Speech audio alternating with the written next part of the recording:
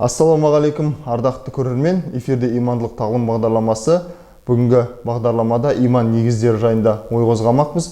Бүгін бізде қонақта Жаңаөзен қалалық мешітінің ұстазы Әжімұқан Нұрмаханұлы. Аға, студиямызға қош келдіңіз. Енді тақырыпты айтып өткенде иман негіздері жайлы. Жалпы иман дегеніміз не? Соған тоқталып өтсек. Алла разы болсын.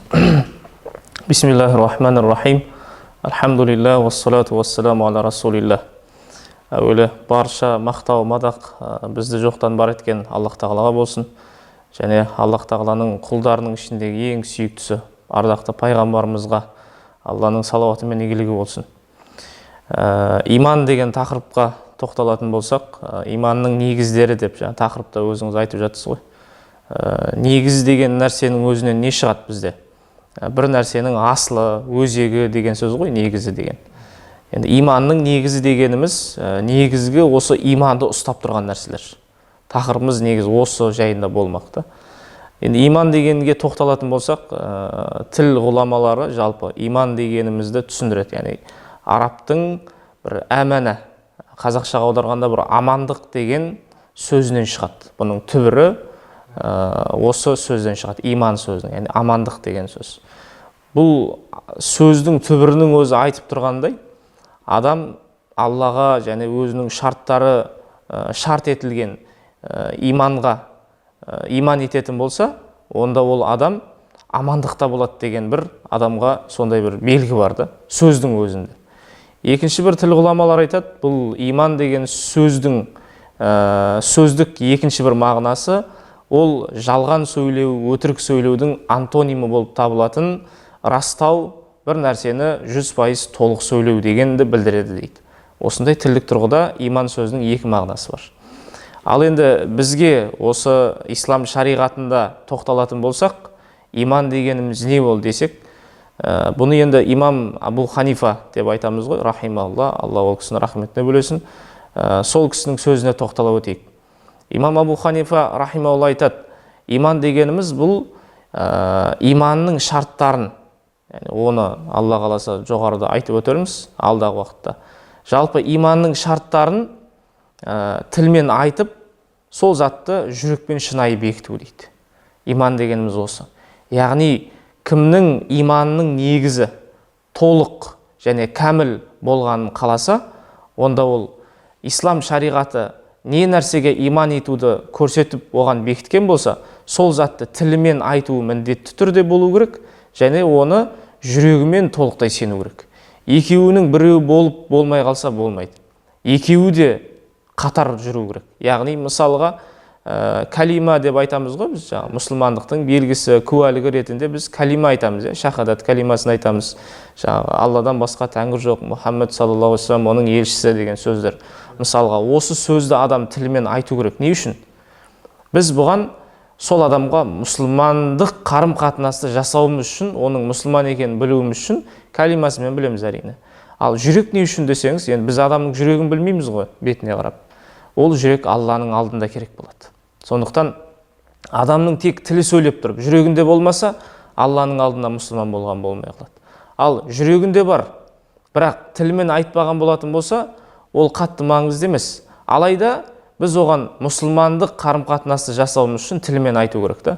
Маңыздысы жүректе, жоғарыда айтып өткеніміздей, иманның шарттарын тілмен айтып, жүректе сол нәрсе бекіну керек. Сонда ол адам Алланың алдында да және адамдардың алдында да толық иман келтірген адам болып есептеледі. Рахмет. Енді иман келтірген болып есептеліп жатса, жалпы қандай адамдар иман келтіруге міндеттеледі?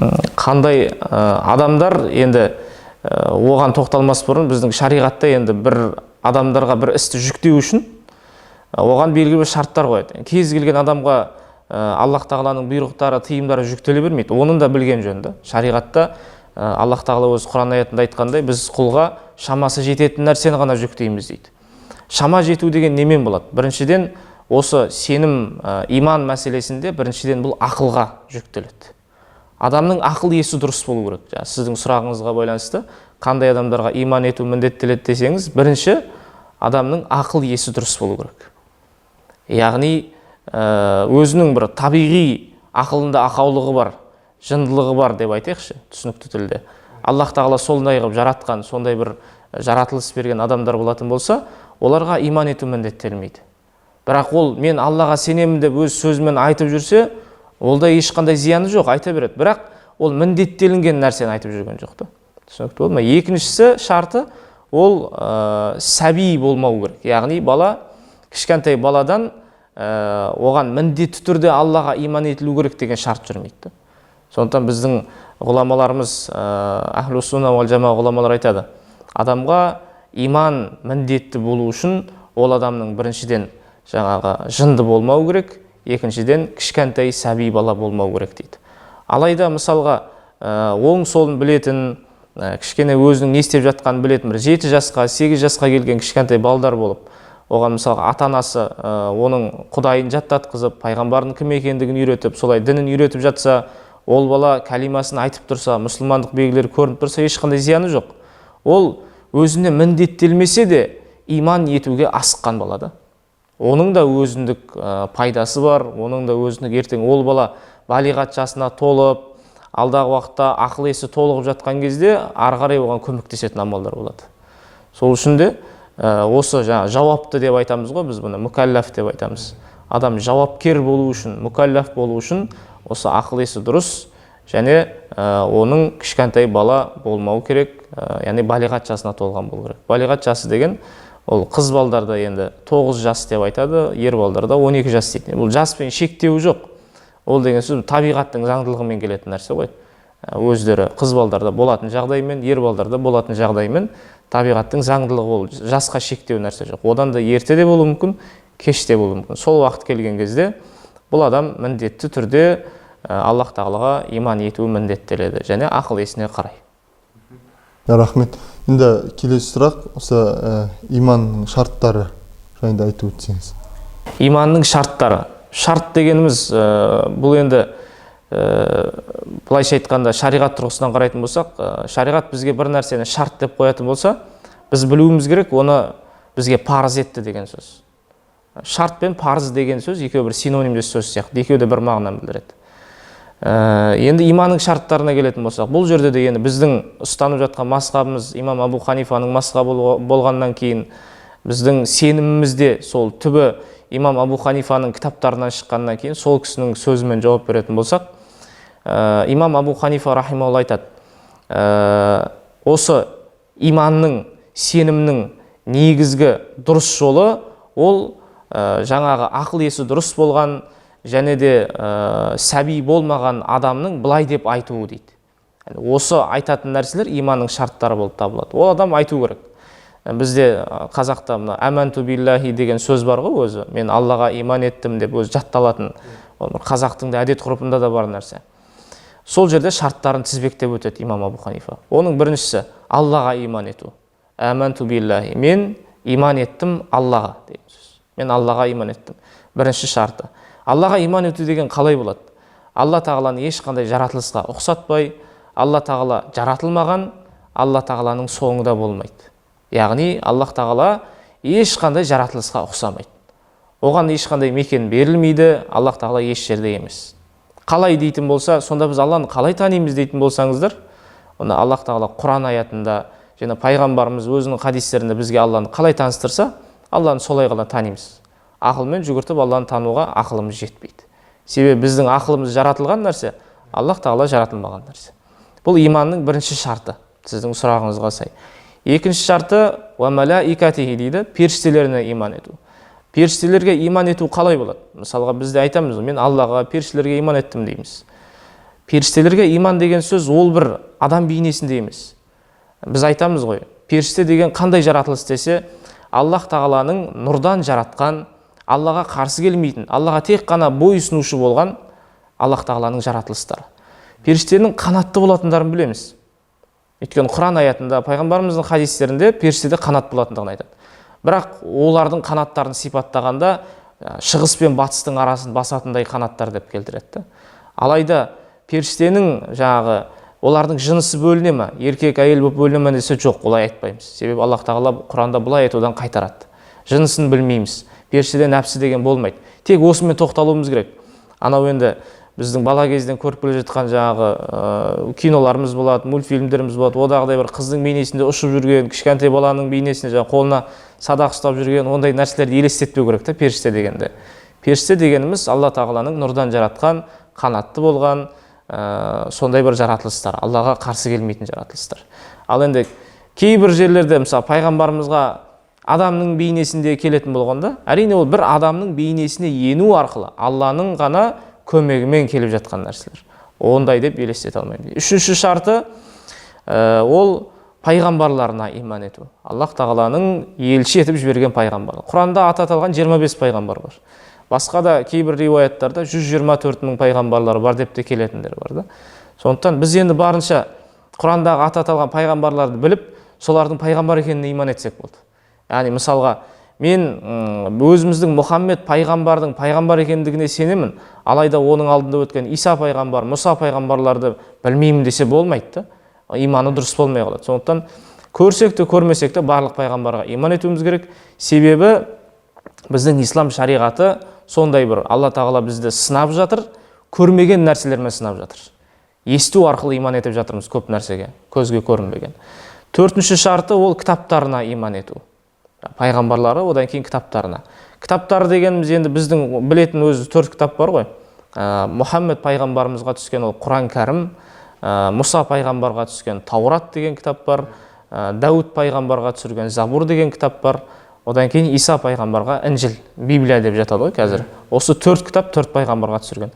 Басқа да кейбір пайғамбарларға бір парақ ретінде түсірілгендер де бар да. Сахифа деп атайды, белгілі бір парақ ретінде. Жалпы біз осы Аллах тарапынан жіберілген осы кітаптардың да рас екендігіне оларға иман еттік. Одан кейінгісі уәл-баъси баъдал маути дейді. Өлгеннен кейін қайта тірілуге иман ету. Адам барша жан иесі өлімнің дәмін татады деп Аллах тағала Құран аятында айтады ғой. Адам өлгеннен кейін қайта тірілу. Не үшін тірілеміз? Алланың құзырында тұрып, барлық жасаған нәрсемізге жауап беру үшін, есеп беру үшін. Сондай қайта тірілу күні болады. Енді бір адамдар бұған сенбеуі мүмкін да, оған барып келген жоқсың, қайдан білесің деген сияқты да. Оған барып келу маңызды емес. Омардың баласы Абдулладан бір кісі келіп сұрады дейді. Біздің жақтағы адамдар осы өлгеннен кейін қайта тірілу, өлгеннен кейін қабірде жату дегенге сенбейді. Олар бұдан қорықпайды. Не істейміз дегенде ол кісіге айтыңдар дейді. Жарайды, егер біз сенікіндей сенетін болсақ, арғы бетте өмір жоқ дейтін болсақ, бардық. Бірақ біз бар деп намазымызды оқып, Аллаға құлшылығымызды жасап бардық. Бізге ешқандай зиян жоқ дейді. Біз шаршаған да жоқпыз дейді оған. Ал егер біздің айтқанымыздай болып қалып, шынымен де арғы бетте өмір болып, есеп қисап бар болып қалса, біздің ұтылатын жеріміз жоқ дейді. Біз себебі барша дайындығымызды жасадық. Сен не жасайсың деп оған жауап береді. Себебі сен бұл дүниеде ештеңеде дайындалған жоқсың дейді. Сондықтан өлгеннен кейін қайта тірілудің бар екендігіне сенуіміз керек. Одан кейінгісі тағдырдың жақсылығы мен жамандығы да Алладан болатындығына. Бұл өте маңызды нәрсе да. Басымызға келіп жатқан жақсы да жаман да Алладан беріледі. Әрине өзіміздің ісімізге, өзіміздің тілеп алғанымызға қарай ғой. Өзіміздің тілеп алған. Мына бізде қазақта сөз бар ғой, Алланың менің пешенеме жазғаны ғой деп айтады, маңдайыма жазғаны ғой деп айтады да. Бірақ та Алланы жазғыра берген болмайды. Алла тағала бізге көз бермеді ме? Алла бізге ақыл бермеді ме? Бізді жан-жануардан ажыратып, бізге оларға берген мимен қоса бізге ақыл берді ғой. Сол жан-жануардан артық тұрсын деді.